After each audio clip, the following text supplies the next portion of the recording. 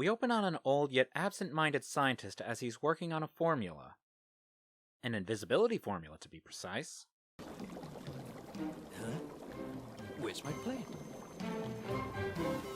Oh? Huh. Outside of making it easier for criminals to get away with their crimes, combat situations, and making magic shows more convincing, I don't really see much of a practical use in the science of making things invisible. Oddly enough, this man will play a big role in the episode, and so will his formula. We then find ourselves at the youth center where Jason is leading a karate class as usual, that Trini is also participating in. Meanwhile, Bulk spent his last quarter on one of the arcade games, so he goes looking for the nearest person who might have them, and unfortunately it's Billy. Get him.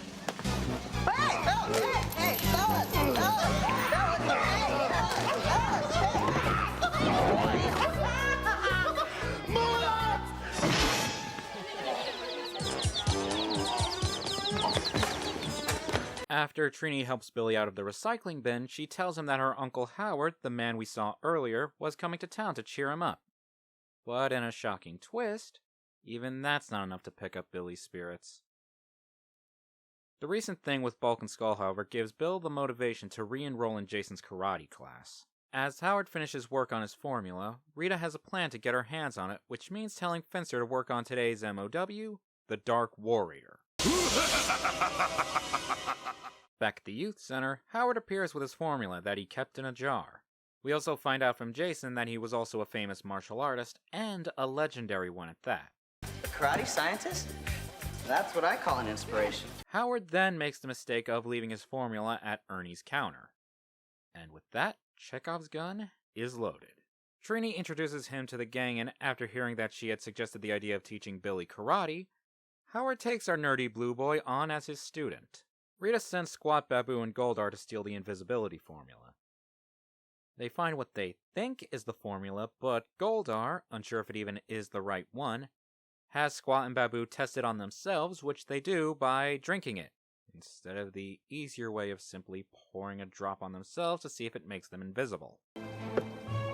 I don't feel so good. I don't feel so good either. I wanted you to check it, not drink it! When Rita catches wind of this muck-up, she takes it considerably well. How many times have I told you not to drink from a bottle that has no label, you numbskulls? Dummies! Fools! Nincompoop! Ninny! The Dark Warrior proposes that Howard hid the formula instead of leaving it in the lab. He then tells Rita to send down the putties to him so that he'll get him to hand it over. While Howard trains Billy, they're ambushed by the putties, and we get to see how much Billy's learned and a little bit of why Howard is called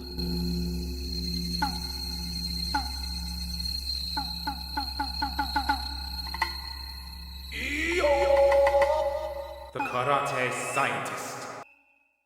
Unfortunately, Howard's taken by them to a cave where the Dark Warrior demands that he reveal where the invisibility formula is.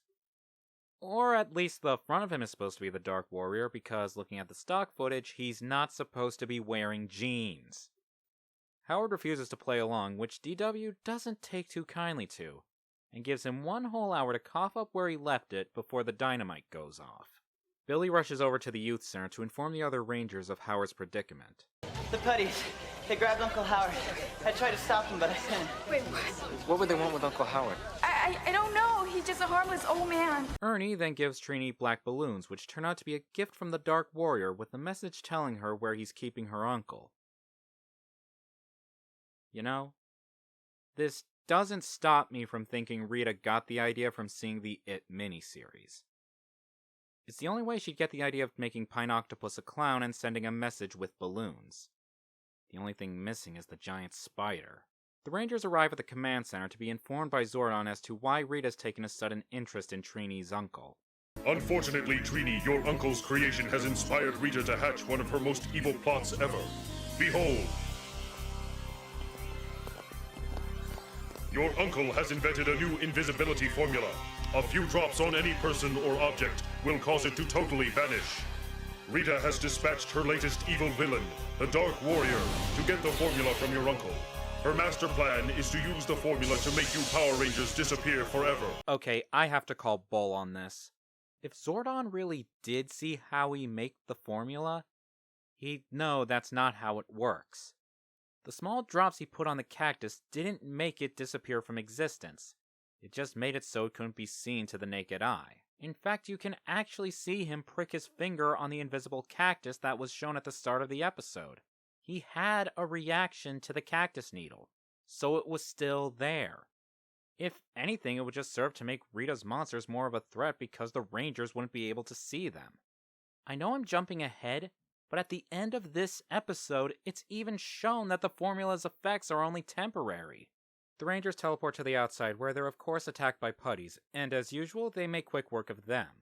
After that, they run into the cave to find Howard tied to the explosives from earlier, and while the Rangers are busy trying to get him free, Billy is tasked with bomb defusal. Considering what Billy's made up to this point, I don't think it'd be crazy to say he can probably disarm a bomb.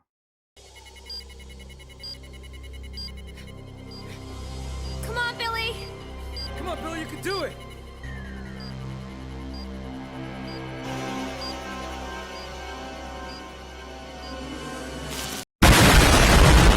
I'm kidding! He defuses the bomb with just 4 seconds to spare. With Howard safe and wondering where he left the formula, the Rangers Morphin and teleport to the park to face off with the Dark Warrior, who dominates them completely.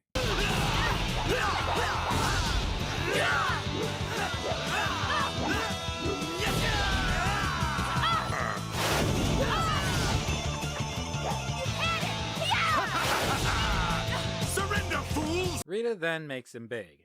Before they can form the Megazord, the Camo Guyver gets a lucky shot into all 5 of them.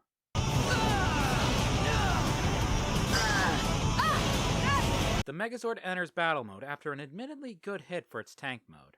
After knocking his sword away, Dark Warrior switches to using his Kasari Gamma and has the Megazord in its grasp.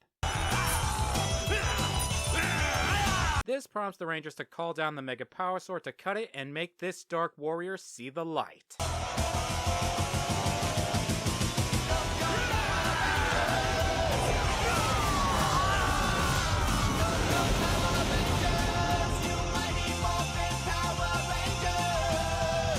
We circle back to the youth center to see Billy move up from a white belt to a yellow belt. Bulk and Skull then crash the momentous occasion just to give Billy their usual crap. As this goes on, Howard's reunited with the formula that almost cost him his life. He goes over to the Rangers, sees his pupil being accosted, and decides to go invisible to, as he put it, teach them a lesson. Particularly in karma. Let's go!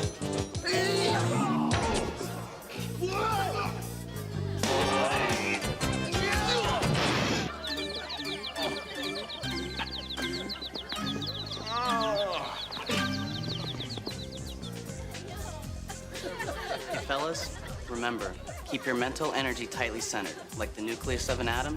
So, with the belief that Billy can beat people up with his mind, they run away as the Rangers enjoy a good end of the episode laugh.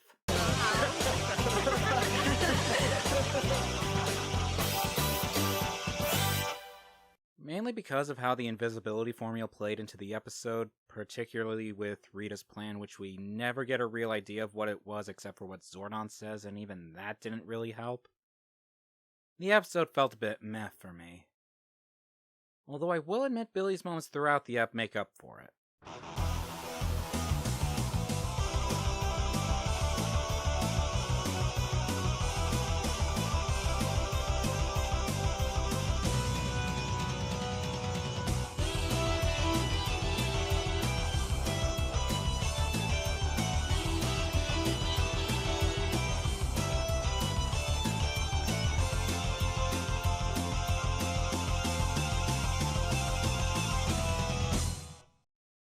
Coming soon. In the eternal battle between brain versus brawn, only one man chose both. Howard Kwan is the karate scientist. Showing only for one night only at the Angel Grove Film Festival.